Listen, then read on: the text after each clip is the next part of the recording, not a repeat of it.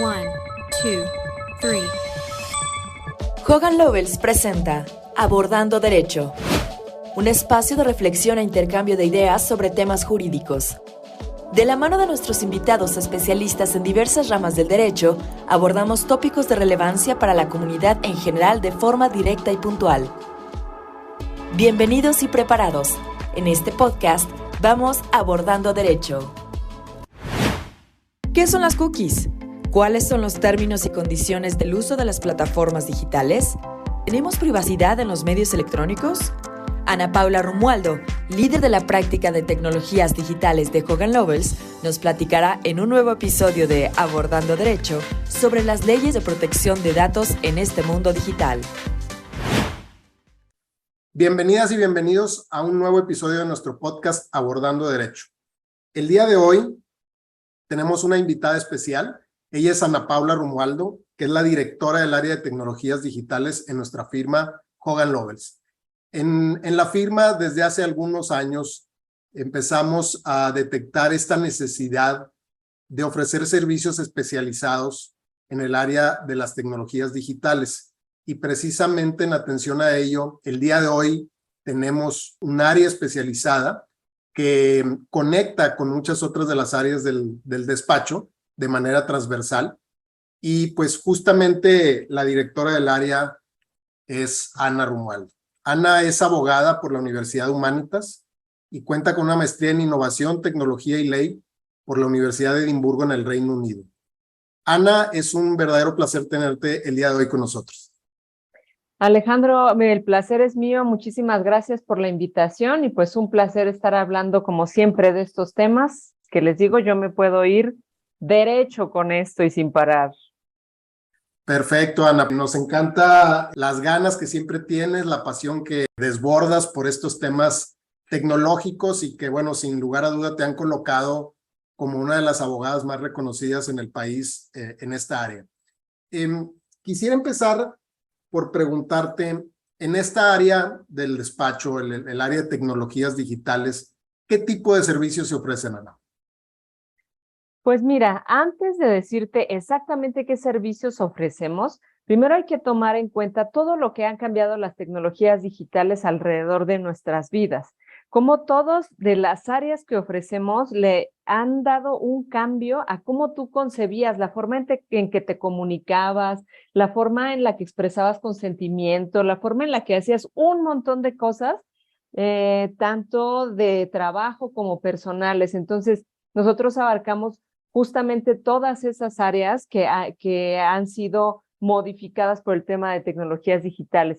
Entonces, entre varias áreas que abarcamos está el tema de cómputo en nube, telecom, centros de datos, también abarcamos el tema de inteligencia artificial, Internet de las cosas, blockchain, comercio electrónico, temas relacionados con plataformas digitales, todo lo relacionado con privacidad y ciberseguridad y cualquier implementación tecnológica que se tenga en algún aspecto, que tú digas, bueno, viene esto que es de salud digital, bueno, nosotros lo tomamos, lo vemos con el equipo que se dedica, por ejemplo, a regulatorio y nuestra visión o en lo que te ayudamos también es en la parte de cómo se entiende la parte de tecnología.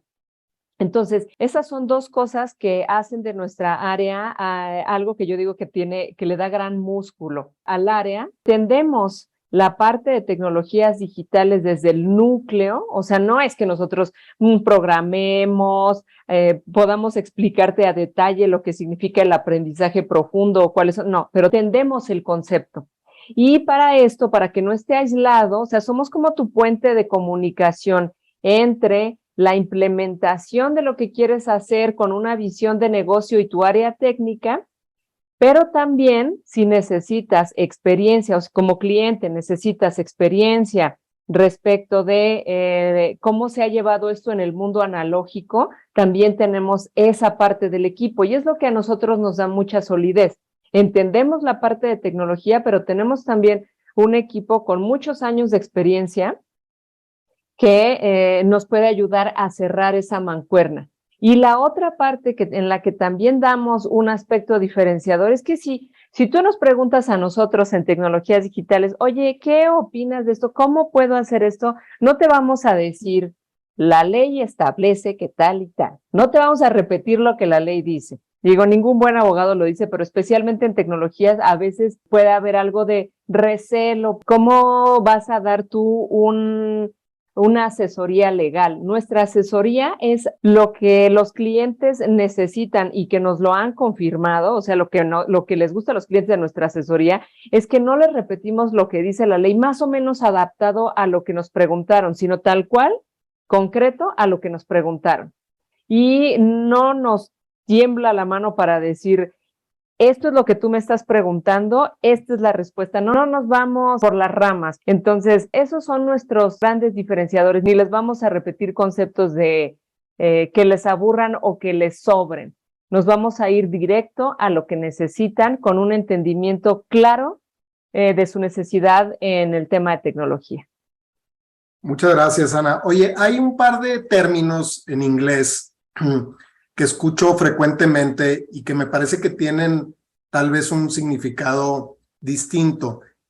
Uno es law tech y el otro es tech law. ¿Nos pudieras explicar un poquito qué significa cada uno de estos términos y si es lo mismo, simplemente dicho de otra forma, o realmente se refiere a dos temas completamente distintos? Bueno, es que en ocasiones se confundían, pero una de ellas es cyber law, que es como el TechX, o sea, el TechX es lo que aplicas, es la tecnología aplicada a, por ejemplo, en este caso, a la prestación de servicios legales. Así como puedes encontrar Health Tech, Prop Tech, así sería, eso es a lo que se refiere. Y el otro tema es Cyber Law, que es derecho digital, o sea, cómo la tecnología impacta, pero ya en el núcleo de cómo estás entendiendo y aplicando el derecho, no cómo la tecnología te ayuda a la prestación de los servicios. Entonces, un ejemplo de tecnología que nos ayuda en la prestación de los servicios es, por ejemplo, lo que tenemos para time management, o sea, para el manejo de nuestros tiempos, los smart timers que tenemos, que son servicios que muchas veces van dirigidos específicamente para abogados, o los softwares que existen, por ejemplo, también para el manejo de expedientes en el tema de litigio. Entonces, eso es tecnología que nos ayuda en la prestación de los servicios. Pero cuando ya estamos estudiando, por ejemplo, cómo se pretende regular redes sociales o contenidos, regulación de contenidos, un tema así, ahí ya estamos hablando de derecho digital. Excelente, muchas gracias, Ana. Con esto creo que podemos entrar un poquito a abordar algunos de los temas que queremos tratar contigo el día de hoy. Sabemos que pues tú eres especialista en regulación de inteligencia artificial, robótica, datos personales y por supuesto de tecnologías digitales, Ana. Y pues te quisiera preguntar hoy, la verdad es que tengo un montón de dudas y muchos de estos temas creo que ameritarían un episodio en específico. Entonces, pues vamos a tratar de abarcar algunos de los temas sobre los cuales tenemos algunas inquietudes. Si te parece, empezamos con la firma electrónica. En los años recientes, yo creo impulsado mucho por el tema de la pandemia y con la imposibilidad de que hubiera contacto físico entre las personas, etcétera. En México, creo que en otros países ya se había adoptado de forma más importante, pero al menos en México, algunos clientes empezaron a migrar a la utilización de la firma electrónica para la celebración de contratos. Y me refiero particularmente a clientes, por ejemplo, del sector financiero, que celebran una buena cantidad de contratos diariamente. Entonces, empezamos a recibir muchas consultas acerca de la validez de la firma electrónica, acerca de su implementación y sobre todo acerca de si una firma electrónica se sostendría en un procedimiento judicial en México, partiendo de la base de que pues nuestros procesos o procedimientos judiciales están llenos de formalismos, etcétera, ¿no?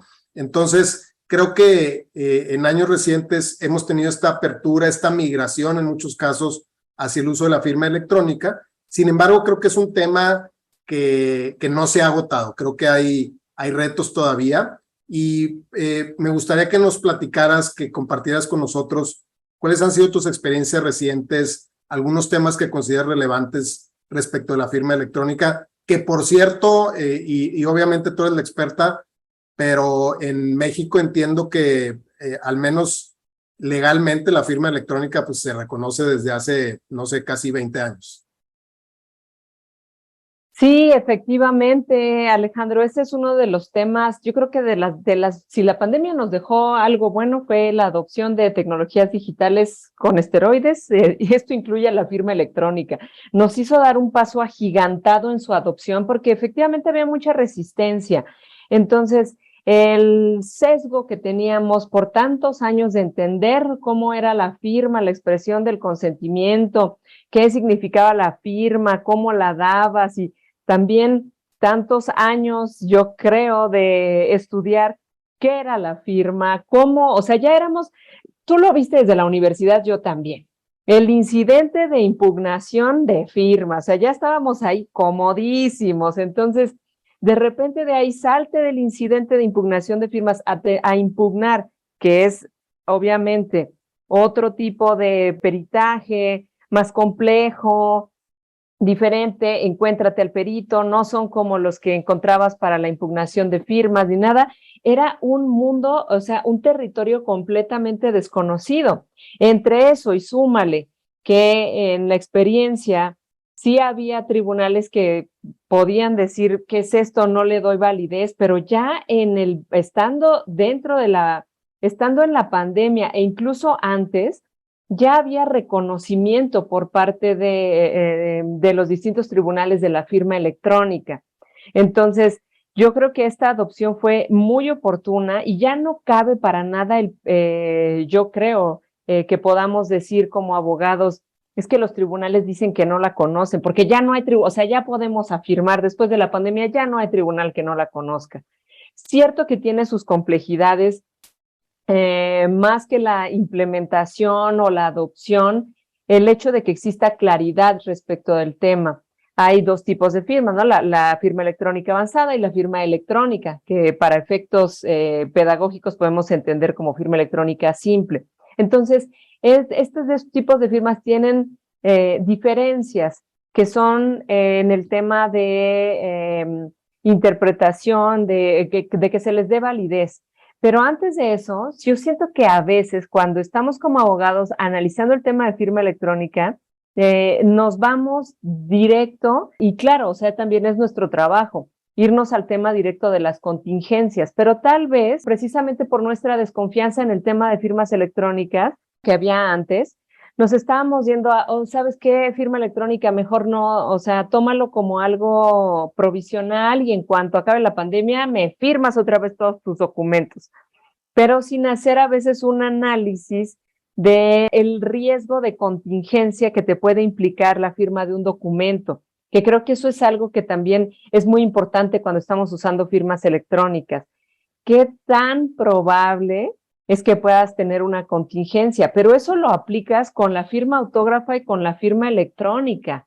Entonces, eso es algo que debemos de tener también muy en cuenta. Y bueno, te digo que así en términos generales, lo que yo he visto con mucho agrado es que hay una mayor adopción de las firmas, que se les pierde el miedo y que se entiende que las firmas no necesariamente, o sea, entender fuera de nuestra cabeza que la firma, esa que la aprendimos a hacer, ¿se acuerdan cuando eran niños? Y dice, ¿cómo va a ser mi firma? Ay, mi firma es este garabatillo. Entonces, pensar que tu firma, que tienes tanto tiempo haciéndola, o que la aprendiste así, o que la concibes de esa forma, ya no es el garabatillo, tampoco es fácil.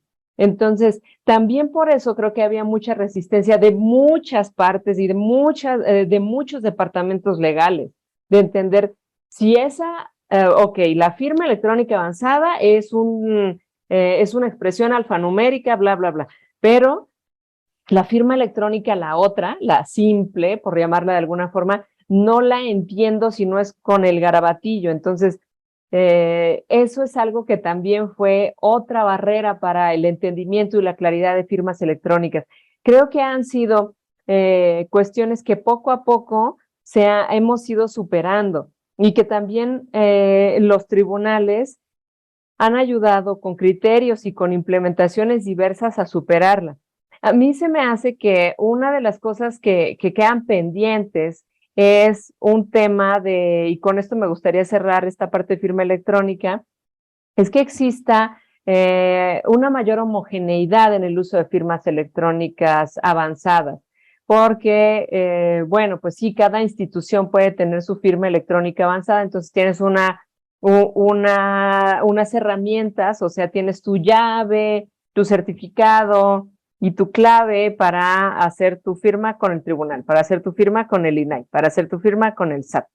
Entonces, que pudiera existir una mayor homogeneidad para que también la gente le perdiera el miedo y se usara, que yo creo que finalmente a lo que vamos a llegar es que este tipo de firma se utilice como muchas personas la utilizamos ya para nuestras operaciones del día a día, no solo las legales. Claro, Ana, coincido contigo. Fíjate que hace no muchos años me tocó dar un curso para miembros del Poder Judicial en materia justamente de fintech. Y dentro de mi exposición les pregunté a los titulares de los juzgados, había también magistrados, etcétera, si les había tocado algún litigio en el que el contrato hubiese sido firmado electrónicamente. Y te estoy hablando no hace muchos años, y para mi sorpresa, al menos de ese grupo de funcionarios, a ninguno le había tocado todavía un contrato firmado electrónicamente, ¿no? Cuando realmente pues ya sabíamos que se estaban utilizando, etcétera, ¿no? Y como bien dices tú, el concepto de la firma autógrafa y de los peritos que había en materia de grafoscopía, etcétera, pues estaba muy permeado dentro de nuestra cultura jurídica, ¿no? Entonces sí, transitar hacia la firma electrónica creo que costó trabajo, creo que ya estamos ahí y bueno, pues desde luego que ofrece ciertas ventajas, principalmente lo que se buscó ahora en el periodo de la pandemia, que es poder celebrar contratos sin necesidad de una presencia física de las partes. Y bueno, muy relacionado con la firma electrónica, Ana, viene este tema que creo que es aún más frecuente, que esto sí es como de la vida diaria, no solamente de personas que están celebrando contratos, digamos, que estuvieron negociando el contrato y que lo redactaron y que, bueno, pues determinaron firmarlo electrónicamente, sino que en la cotidianidad todos, y probablemente esto lo hacemos diariamente, otorgamos nuestro consentimiento a través de aplicaciones electrónicas, otorgamos nuestro consentimiento digital, algo que no es estrictamente una firma digital o que pudiera interpretarse como un tipo de firma, no sé, tú nos lo dirás precisamente, pero platícanos un poquito sobre el consentimiento en aplicaciones, el consentimiento a través de softwares. ¿Qué es lo que te ha tocado ver a ti en la práctica? Muy buena pregunta. Aquí lo que me ha tocado ver es que el cambio del consentimiento que vemos es que es una expresión que se puede dar por cualquier tipo de medios electrónicos. Entonces, digamos, si tú accedes a una aplicación en la que haces compras, hay una forma en la que tu consentimiento es recabado. Primero se autentica tu identidad cuando ingresas a tu cuenta, después das clic y con eso se entiende que tú has otorgado tu consentimiento. Eso yo creo que en la parte de implementación tecnológica, imagínatelo como dos mundos. Eso en la parte de implementación tecnológica para todos los desarrolladores era así como, pues claro, ¿no? O sea, esa es una forma, clic, pues sí, la persona está diciendo que sí, esto es una cosa que por supuesto ha evolucionado en los últimos años para dar más seguridad, se tienen logins de tus clics, de cuándo entras, cuándo te autenticas, qué dispositivo es, bla, bla, bla. Todo eso ayuda. Y luego estamos en la otra cara de la moneda, que eso es lo que se ha unido y lo que en algún momento fue tema de mucho debate, el tema de consentimiento por medios electrónicos, el lado de los abogados, de pero cómo se entiende, pero cómo no sé qué, o sea, te digo, para un lado que es relativamente claro cómo lo hago, cómo lo puedo implementar, o sea, cómo lo pueden implementar los desarrolladores y como abogados que no entendíamos la expresión del consentimiento de otra forma. Entonces, también creo que es un tema de cómo se entendía antes y un tema generacional, porque yo creo que si le preguntas ahora a algún abogado que haya, o algún profesional del derecho que haya egresado recientemente o que todavía esté estudiando, yo creo que el consentimiento otorgado por medios electrónicos ya está por default. Entonces, creo que esto ya es un tema que está, por supuesto, no se va a ir y es algo que nada más nosotros como personas que nos dedicamos a estos temas tenemos que entender que no es ya nada más una cosa de un papel firmado o algo en el que se pueda ver de forma tan superficial, sino que atrás también hay una huella digital de todos los actos y de nuestras conexiones, nuestro historial de login, en el que se permite acreditar el consentimiento que podamos brindar para alguna cosa, para algún tipo de transacción. Entonces, yo creo que eso del consentimiento digital ya también es algo que completamente tenemos que entender como la expresión del consentimiento. Como bien dijiste, la firma también que se entiende como una expresión del consentimiento, incluso tu propio NIP es una firma electrónica simple en la que tú estás expresando tu consentimiento. Entonces, esos medios de expresión pueden cambiar conforme cambia la tecnología, conforme se pueda implementar que se está expresando el consentimiento. Pero para todo eso nos tenemos que permanecer abiertos. Yo creo que una de las cosas más importantes es dejar atrás la perspectiva de un poco que se podía tener o que se tuvo en algún punto de casi números clausus, ¿no? O sea, son estas las hipótesis y así es como se hace y solo hay estas. Y si hay una, casi tengo que hacer un cónclave para estar de acuerdo con que funciona. Sino que aquí es todo lo contrario. Debemos de tener todas esas opciones abiertas para entender que las formas para la expresión del consentimiento pueden continuar y van a continuar evolucionando. Ana, como profesionales del derecho, creo que desde la carrera, desde la universidad, nos enseñan a cuestionar, ¿no? El status quo, a preguntarnos por qué tal cosa se hace de cierta forma o tal cosa se hace de otra forma. Y creo que eso es algo que debe de tener todo abogado, toda abogada. Y si bien es cierto el que podamos hoy en día celebrar una serie de transacciones a través de herramientas digitales que pueden ser numerosas en un solo día, es algo muy bueno, sin duda. ¿Por qué? Porque pues ya no requiere de nuestra presencia física yendo a firmar un papel o yendo a darle la mano a la contraparte, ¿no? Contractual, sino que lo hacemos a miles de kilómetros de distancia, ¿no? Tal vez quien está ofreciendo el servicio está situado en determinado país y quien está registrándose como usuario está en otra jurisdicción. Sin embargo, en este afán, reitero, de cuestionarnos lo que sucede y de verlo a través de la lupa jurídica, creo que es bien importante que también nos planteemos todos los potenciales riesgos que esto conlleva, ¿no? ¿Por qué? Porque si estamos aceptando que el consentimiento se dé a través de medios digitales, pues nosotros como abogados sabemos que al otorgar el consentimiento se genera una serie de consecuencias jurídicas, una serie de efectos jurídicos. Las personas quedan vinculadas por ese consentimiento que dan, ¿no? Entonces, aquí lo problemático pudiera ser, y yo lo veo desde dos perspectivas.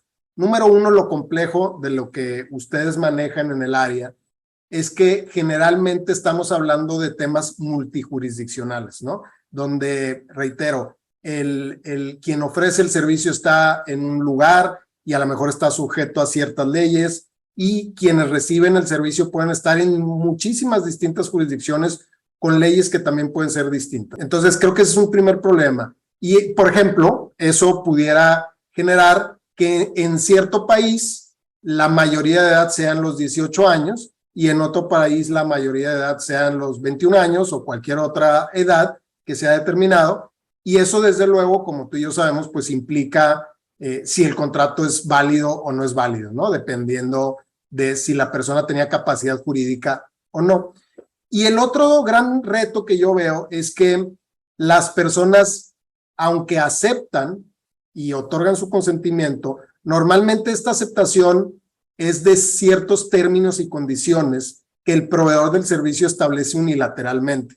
Es decir, no hay una negociación previa entre las partes, sino que realmente el usuario tiene la opción de sujetarse a esos términos y condiciones que están predefinidos o bien no registrarse, ¿no? No hay esta policitación. Entonces, creo que en ese sentido los usuarios pudieran estar en cierta situación desfavorable o la situación pudiera estar un poquito desequilibrada, sobre todo si al registrarse las personas realmente no se aseguraron de los términos y condiciones y de las implicaciones que otorgar su consentimiento conllevaba. Desde la perspectiva de ustedes en el área, Ana, ¿cómo ha evolucionado este tema y qué herramientas, por ejemplo, existen hoy en día para de alguna manera asegurarse que las personas estén al menos informadas de las implicaciones que tendrá cuando aceptan o cuando dan el sí?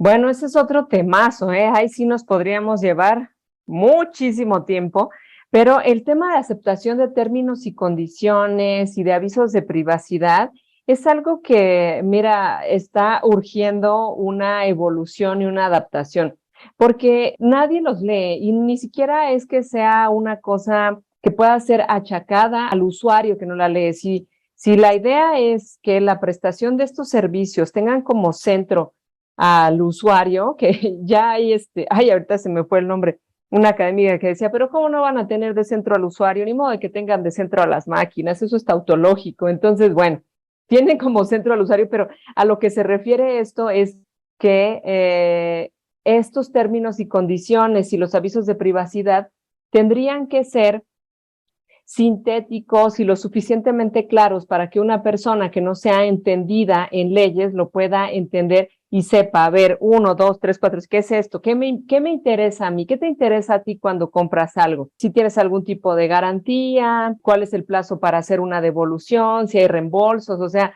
cosas muy específicas que a ti te interesan y que teóricamente todos los proveedores cuando aterrizan términos y condiciones a jurisdicciones, a cada jurisdicción, lo adaptan a la legislación aplicable. Es decir, pueden tener, e incluso esto está puesto en un cómic que es maravilloso, se llama Terms and Conditions, que ilustra en 100 años de historia de cómics, o sea, de estilos de dibujo, a los términos y condiciones de Apple, los pone distintos, ¿no? Entonces te lo puedes imaginar aquí todos, desde Mafalda, Gasparín, desde todos los clásicos hasta X-Men, Sandman, ya yendo a cosas más contemporáneas. Bueno, fuera del breviario geek, ahí lo que nos tratan de decir es que los términos y condiciones no los vemos y siempre pueden incluir, que esto es algo que está en varias viñetas, se pueden incluir limitaciones hasta en tanto esa jurisdicción específica lo permita. Entonces, esto significa que todos van a ir adaptados a esa jurisdicción específica, pero no todos se entienden. Incluso hubo un estudio hace varios años, esta es una de mis anécdotas favoritas, por cierto, quien ya me haya escuchado en otro lugar lo habrá escuchado de mi boca más veces. Hace varios años hubo un análisis por parte del New York Times en el que analizaron términos y condiciones y políticas de privacidad y ponían con un software de inteligencia artificial que funcionaba con inteligencia artificial, pues, que clasificara estos documentos para ver el nivel de comprensión lectora que se necesitaba. Para entenderlos, este software se utiliza para dar textos en el nivel básico de enseñanza en Estados Unidos. Total, que para no hacerles el cuento largo, solo el nivel, como lo ilustraban ahí en el análisis, el nivel de comprensión lectora era básico, que era como para leer la saga de Harry Potter, no que carezca de fondo, pero sí que se entiende a la primera, un medio, no me acuerdo con cuál obra comparaban, y el más elevado, que lo comparaban con cualquier obra de Kant. Entonces, la mayoría estaban en el nivel Kant. Ese es el nivel de comprensión lectora que se requería hace unos años para entender los términos y condiciones y las políticas de privacidad. Entonces, esto es importante que se simplifique, aunque como abogados siempre tenemos, y pues por supuesto es nuestro trabajo y a eso nos dedicamos como profesionales del derecho, a matizar en algunos puntos el lenguaje. Es muy importante también que esto sea lo suficientemente claro para los usuarios, que puedan entender cuáles son, o sea, qué es lo que te importa a ti ver como usuario. Eso es parte también de la experiencia, que es nuestro trabajo también comunicar.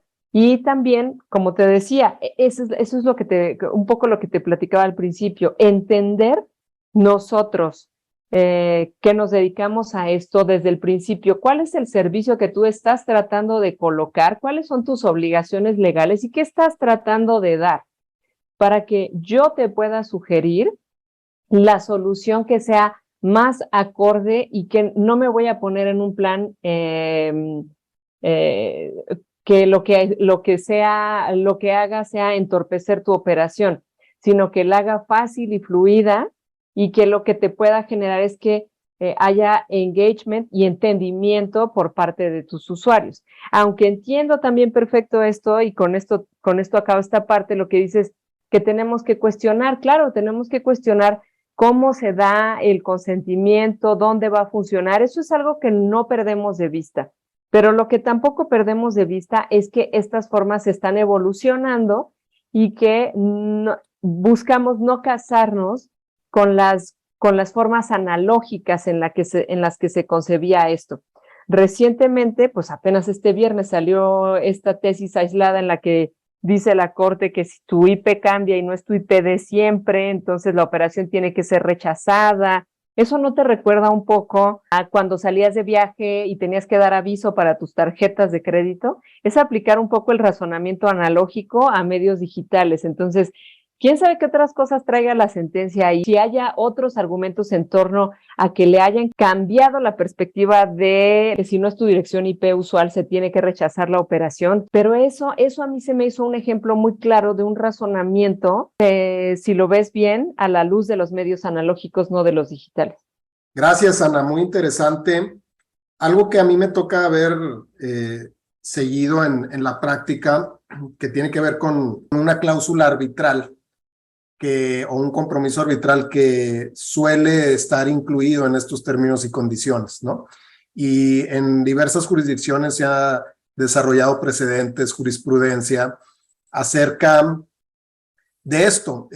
Usuarios que al querer presentar alguna queja o ejercer alguna acción legal en contra de algún prestador de servicios digitales, pues se daban cuenta que en esos términos y condiciones que hace años tuvieron la oportunidad de leer, pero que no lo habían leído y simplemente otorgaron su consentimiento, pues indicaban que cualquier disputa tendría que ser resuelta a través de arbitraje en algún país lejano a donde estaban estas personas, ¿no?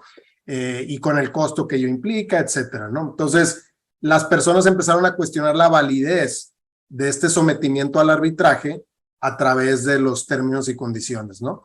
Y bueno, pues eso ha generado una serie de precedentes interesantes donde los tribunales han definido que no basta con que en la plataforma o en la interfaz se incluyan estos términos y condiciones, sino que, como bien dices tú, los términos y condiciones tienen que ser claros, tienen que ser entendibles para, digamos, el ciudadano promedio, tienen que ser notorios, es decir, tiene que haber algo que me llame la atención y que lleve mi vista hacia estos términos y condiciones, muy en específico a la cláusula arbitral, para saber a qué se está sujetando la persona. Entonces, sin duda que es algo que genera muchos temas legales alrededor de la cuestión del consentimiento digital.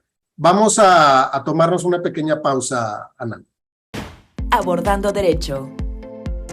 Ana, en mi búsqueda a través de las redes sociales, del internet, de conocimientos jurídicos nuevos, de cuestiones innovadoras, me topé por ahí con un personaje muy interesante que me gustaría que nos platicaras acerca de ella, que es Legalzila. Entiendo que es el alter ego de Ana Romualdo. Platícanos un poquito, ¿qué es lo que ofrece, qué es lo que vende Legalzila? Ay, pues muchas gracias por haber encontrado a mi alter ego. Ya me descubriste, oye, ya me exhibiste, diría la familia Peluche. Este, bueno, pues este proyecto empezó justo un poco antes de la pandemia y justo durante la pandemia empecé a grabar. Fue de las cosas que más me entretuvieron, porque atrás de Legalzila hay no solo horas de entretenimiento geek, sino bastantes horitas de investigación en algunos temas que de repente me clavo, empiezo a meter la investigación y la verdad es que me divierto horrores, pero lo que más me gusta es poder dar estos temas al público en general de una forma digerida, o sea, divulgación. El tema de divulgación me apasiona. Entonces, poder hablarle a la gente de qué crees que es el aviso de privacidad, cuáles pueden ser tus derechos, qué haces con eso, a qué se refieren los términos y condiciones, qué traen, por qué algunos términos y condiciones, ahora que estás hablando del tema de consentimiento, por qué algunos términos y condiciones, que son preguntas básicas, ¿no? Tienes que darles scroll down, o sea, verlos todos para abajo para que se te habilite la opción de aceptarlos, por qué existe eso, qué es lo que aceptas, ese tipo de cosas que a veces a la gente le da mucha curiosidad, porque son temas que están en sus vidas día a día. Y lo que mencionaste, por ejemplo, de la cláusula arbitral, que se puede entender también como denegación de justicia, y entonces les platico, fíjense que hace tantos años empezó el precedente, no crean que fue con el respeto que me merecen, pero no crean que fue la tímida Corte Mexicana la que empezó con esos precedentes. Fueron otras cortes las que empezaron a darle durísimo a los proveedores de servicios con esos precedentes y la Corte Mexicana se ha unido como parte de esta tendencia. Entonces a mí me encanta estarles platicando ahí de temas históricos, cuando les hablo de activismo, hacktivismo, como todo trae un tema de historia que parece todo muy reciente, ¿no? Que apenas surgió como si el hacktivismo fuera nuevo, ¿no? Y les cuento, no, fíjense que cuando hubo el levantamiento zapatista, bueno, o sea, temas que a mí me encanta explorar y compartir con la gente. Entonces, de ahí surge y lo que hago es que me pongo una peluca, unos lentes. Eso no era como lo tenía concebido el personaje originalmente, pero la verdad es que la pandemia, que pudo hacer la vida de muchas personas muy aburrida, que faltaba una chispita ahí, que dije, ay, no, y aparte es algo con mi normalidad, no, algo que al menos la gente diga, ay, mira qué gracioso, para darle una chispita a los que me ven, a la audiencia. Entonces empecé a usar un montón de lentes, usaba un montón de pelucas de colores, ahora ya me quedé más con la morada, sigo cambiando los lentes, pero todo eso es para que no con eso quitarle seriedad a los temas, pero también que vean que una abogada puede ser seria, aunque no traiga uniforme de abogada. Sin duda, Ana, pues nos encanta de verdad tu personaje, lo hemos escuchado con mucho interés. Y pues al final del día, Legalzila busca lo mismo que nosotros en este podcast, ¿no? Que es traer los temas jurídicos que pueden resultar aburridos, complejos, formalistas, etcétera, traerlos a la audiencia de una manera entendible, de una manera suave, para que todos podamos ir adquiriendo pues estas nociones jurídicas que muchas veces impactan en nuestra vida diaria. Abordando Derecho. Ahorita que nos platicabas de Legalzila, hablabas de divulgación, ¿no? De que este interés que tienes tú por la divulgación, pero bueno, el interés sé que no lo tienes no solamente en tu divulgar conocimiento jurídico o compartirlo, sino en cuidar cómo se da la divulgación de nuestros datos personales. Platícanos ahora, Ana, sus experiencias recientes, que sé que trabajan mucho en esa área, que es privacidad de datos. Creo que, y al menos es mi sensación, que en México todavía no nos tomamos muy en serio este tema de la privacidad de datos y de las consecuencias jurídicas que puede haber en caso de divulgación, ¿no? Hemos conocido en otros países, en otras jurisdicciones, casos sumamente importantes y casos que han generado indemnizaciones de millones de dólares por estos hackeos, divulgaciones por parte de terceros y de cómo las empresas no tenían tal vez las herramientas suficientes para evitar o para detener de inmediato este tipo de divulgaciones, ¿no? Entonces, platícanos cómo se vive esto en México, Ana, ¿qué les ha tocado a ustedes con las empresas que están en el área de tecnología? Y digamos, ¿cuáles serían tus principales recomendaciones sobre este tema de privacidad de datos? Trabajamos muy intensamente en la parte de privacidad. Y esto es nada más y nada menos porque los datos son el corazón de la tecnología, simplemente. Entonces, esto va de la mano con, por supuesto, el tema de privacidad, de ciberseguridad, y esto es algo que, pues, por eso te decía que trabajamos durísimo. Entonces, este tema ha ido evolucionando. La ley de protección de datos ya nos está dando sus growing pains, es preadolescente, de 2010, imagínate. Entonces, ya estábamos esperando un extreme makeover de esta ley, pero pues desafortunadamente todavía no ha ocurrido. Es una ley que ya se puede considerar un poco fuera de tiempo, ciertamente anacrónica. Y sí que no se entiende el tema de privacidad en México de la misma forma, a pesar de que está basado en la normatividad europea. Toda la diferencia la hace la actividad regulatoria.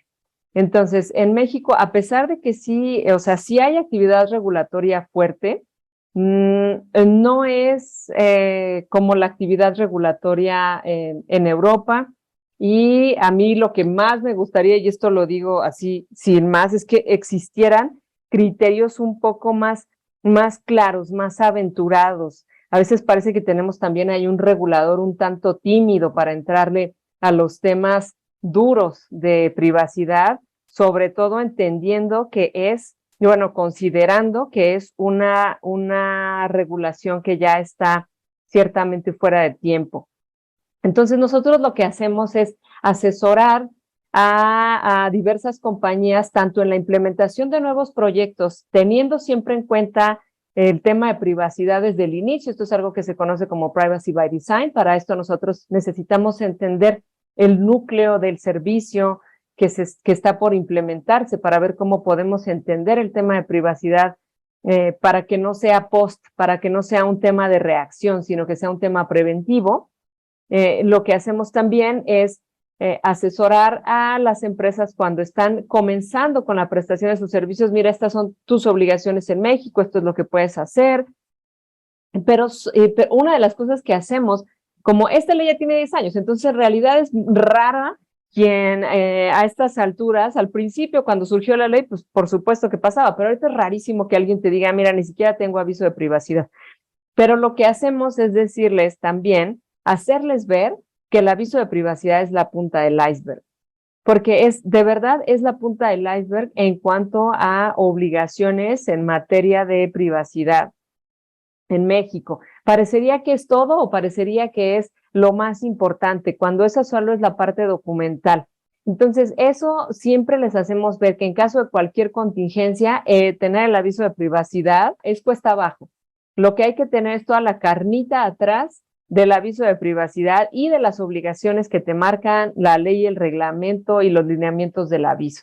Entonces, esto se pone muy interesante también, porque cada que se va a implementar o alguna nueva característica, un nuevo proyecto, siempre trae una arista de privacidad, y eso es algo en lo que nosotros estamos constantemente pendientes y listos para apoyar a nuestros clientes, porque no somos de ninguna forma un stopper. Lo que hacemos es decirles cómo se puede cumpliendo y entendiendo el proyecto. Esto es algo que, por cierto, un socio de Europa, él está en Londres, Eduardo Ustarán, y le voy a robar esa frase porque me gusta mucho. Decía que los que nos dedicamos a tecnologías digitales y a temas de privacidad, tenemos que ser como profesionales del derecho de la ilustración, porque nos toca entender mucho más allá que el tema de privacidad aislado, y si lo entendemos aislado, en realidad no le servimos al cliente.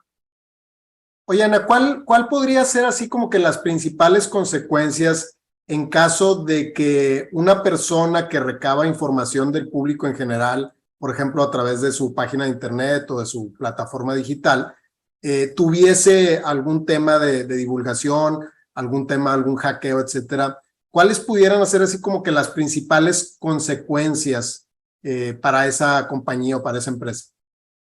Bueno, en este caso, digamos, si hay datos personales involucrados, sería una vulneración de datos personales. Entonces, lo que tiene que hacer la empresa es decidir si esa vulneración es notificable o no.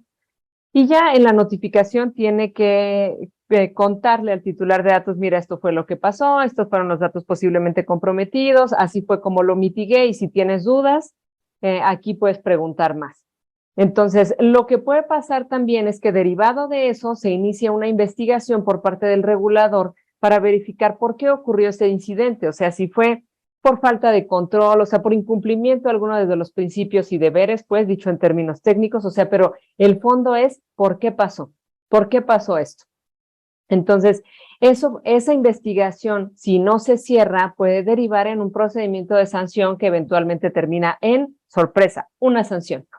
Entonces, esas puede empezar por una cosa pequeña, ¿no? O sea, una vulneración que tengas, un hackeo que tengas. Pero después de eso, aparte de las obligaciones que se disparan, puede terminar en que si no hiciste bien tu chamba para revisar los temas de seguridad de la información, puedas tener incluso una sanción. Oye, Ana, otra duda. Normalmente cuando estamos utilizando y particularmente cuando nos estamos registrando algún servicio digital, pues nos preguntan si queremos que se utilicen nuestros datos o no para determinados propósitos, que creo que entiendo son distintos los propósitos. En general, un poquito desde el punto de vista ahora del usuario, ¿a qué tiene derecho y a qué no tiene derecho? Es decir, yo me cuestiono si el aceptar que se utilicen tus datos puede ser, por ejemplo, una condición para que te presten el servicio, una condición para poder registrarte, o realmente tenemos un derecho absoluto de decir, yo no quiero que se utilicen mis datos absolutamente para nada. Un poquito, platícanos cómo está el espectro de derechos del lado del usuario. Pues del lado del usuario, así podemos, para que se entienda fácil, podemos entender que hay dos tipos de propósitos. Los propósitos principales y los propósitos secundarios, o los propósitos así tal cual. Entonces, los propósitos principales, si tú tienes, por ejemplo, tú te suscribes a algún canal de streaming.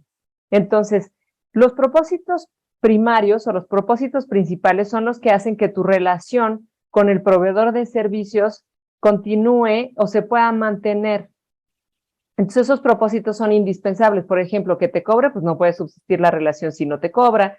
Si no procesa tus datos para continuar prestándote el servicio, pues tampoco puede continuar la relación. Pero hay otro tipo de propósitos que son secundarios, o sea, que de ellos no depende que tu relación con el proveedor continúe. Por ejemplo, los propósitos de que te envíen publicidad, promociones y todas esas cosas.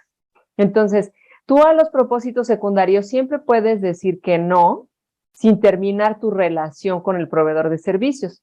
Pero si tú dices que no a los propósitos principales, que sí lo puedes hacer, siempre puedes revocar tu consentimiento, termina tu relación con el proveedor de servicios. Esa es la diferencia.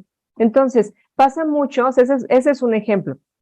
Pasa mucho también que te suscribes, no sé, te suscribes a una revista. Entonces, te empieza a llegar publicidad de la revista y generalmente hasta abajo del correo publicitario dice, si te quieres desuscribir, da clic aquí, porque eso es algo que se tiene que dar, que es la posibilidad de que tú digas, no quiero para propósitos secundarios. Entonces, suelen venir ahí, esa es una obligación en México y también suelen venir en proveedores de otros servicios. Que tú te puedas desuscribir de temas de publicidad. Ana, cuando otorgamos el consentimiento para el uso de nuestra información o de nuestros datos, ¿eso puede implicar el autorizar a la empresa que está recabando la información a compartir tu información personal con otras empresas? Sí, también eso viene siempre en el apartado de transferencia. Si las van a compartir, te lo dicen.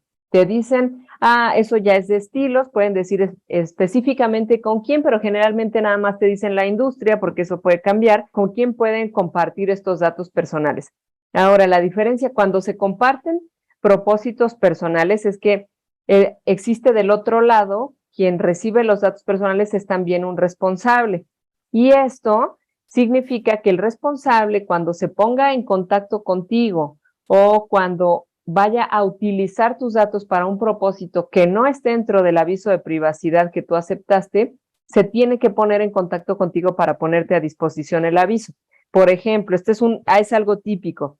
Cuando ibas al banco y abrías una cuenta, firmabas un montón de cosas y después te empezaban a llegar a tu correo notificaciones de seguros.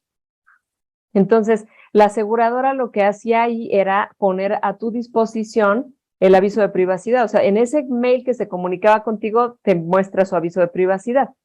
Porque sí se pueden utilizar los datos, pero tienen que recabar tu consentimiento con el aviso de privacidad. Y tu consentimiento no es necesariamente que en todos los casos des clic o firmes o se autentique tu identidad. Hay diferentes tipos de consentimiento. Hay unos, como los has visto en tiendas departamentales, cuando hay avisos que están ahí casi que atornillados en el mostrador, esa es una puesta a disposición del aviso, o sea, algo con que tú lo veas por el tipo de datos que se tratan. Entonces, el consentimiento siempre va de la mano con el tipo de datos que se tratan. Pero bueno, el punto es, y lo mismo las transferencias. Las transferencias requieren tu consentimiento dependiendo del tipo de datos que se transfieran, y quien los reciba va a recabar tu consentimiento dependiendo del tipo de datos que se reciban. Entonces, no es ilegal, eso también es algo importante para que lo conozca la audiencia, porque a veces dicen, ¿y por qué determina alguien con mis datos? Pues por esa razón, porque las transferencias son legales, nada más hay que revisar el tema del consentimiento. Sí, desde luego son legales en la medida en que la persona lo haya autorizado, ¿no? Yo siento que en muchos establecimientos todavía hoy en día en México, este tema medio lo hacen un poquito oscuro, ¿no? Un poquito así medio tabú y llegas y, por ejemplo, a una agencia de servicio automotriz, ¿no?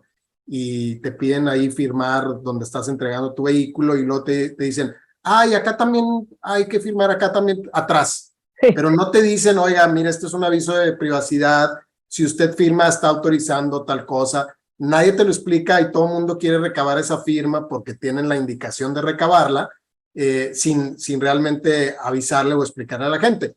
Uno a lo mejor tal vez como abogado pues estás más al tanto o más precavido en esas circunstancias, pero creo que en la generalidad pues a la gente nomás le ponen un papel enfrente para que lo firme, para cumplir con ese requisito legal, sin realmente estarle informando a la gente los alcances, ¿no? Creo que es algo que debe cambiar y debe ser una cultura abierta, ¿no? No manejarlo como algo escondido, como algo como si fuera malo, ¿no? Porque creo que por eso es que mucha gente asocia este tema del uso de datos con algo negativo, ¿no? Claro. Ana, muy de la mano con este tema de privacidad de datos están las famosas cookies, que creo que tienen que ver con algo de publicidad y que también generalmente en sitios de internet aparece por ahí un banner o una ventanita donde nos preguntan que si aceptamos las cookies o nos dan la oportunidad de ver los términos y condiciones de las cookies y decir si los aceptamos o no. Yo creo que un gran porcentaje de usuarios no lee los cookies simplemente, o a lo mejor ni siquiera sabe qué son los cookies. Ilústranos un poquito, Ana, al respecto de estas famosas cookies.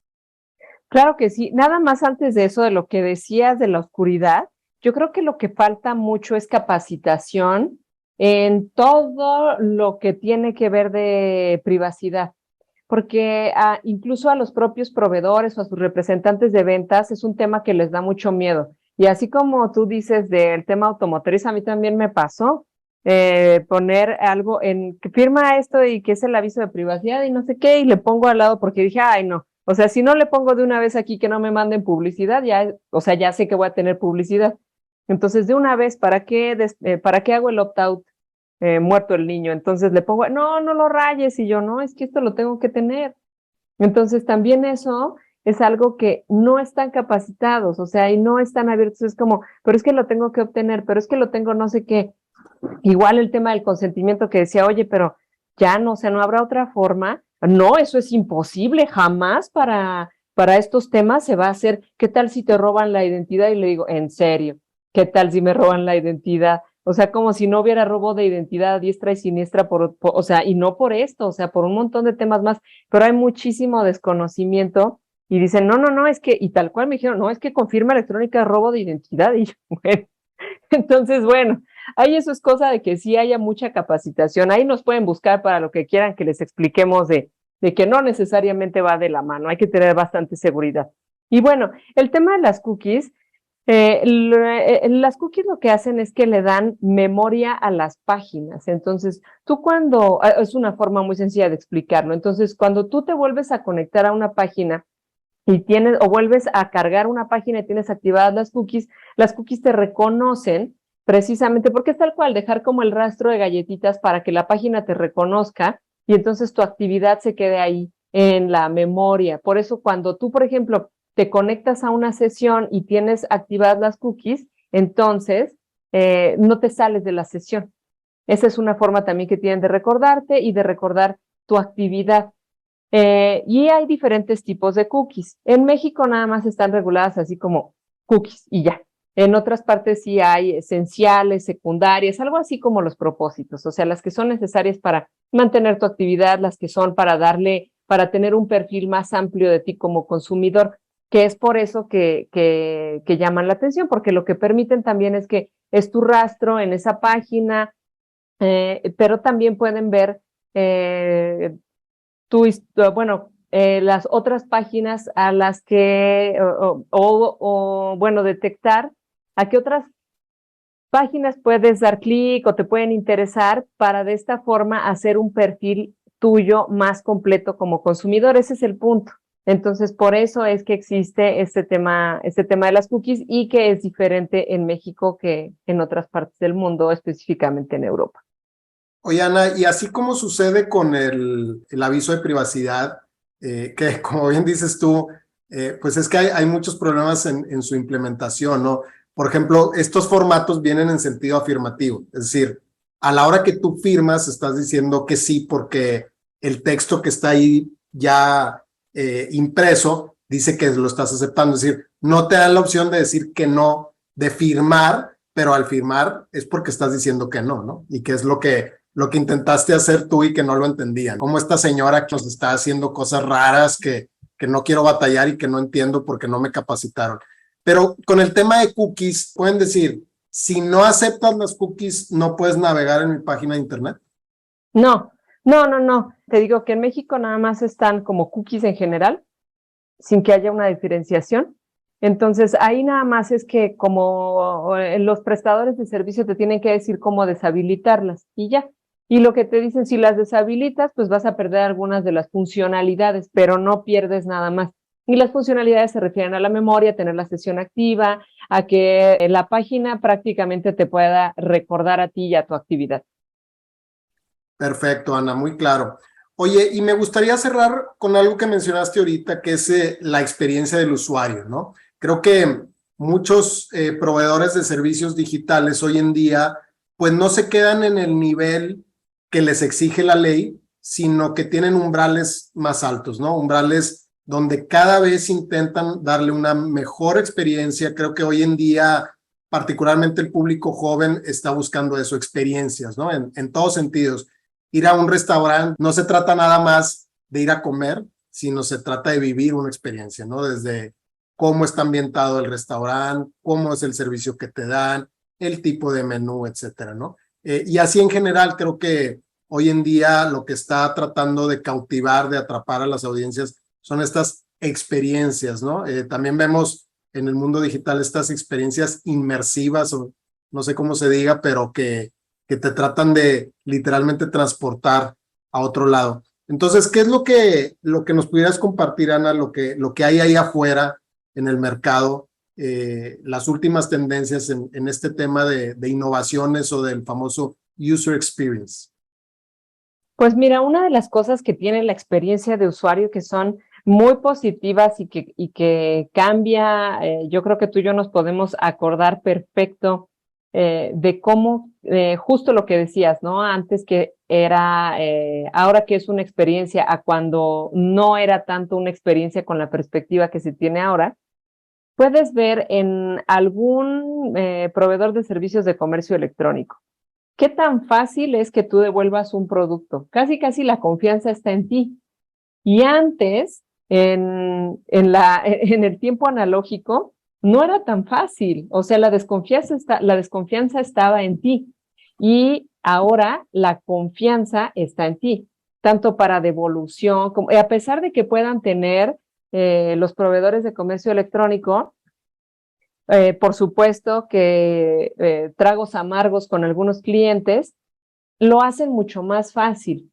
Y esto también tiene una perspectiva de negocios atrás. Si tú haces una experiencia de usuario mucho más fácil, mucho más sencilla, esas experiencias que se llaman seamless, o sea, que tú entras y como si nadaras en los servicios.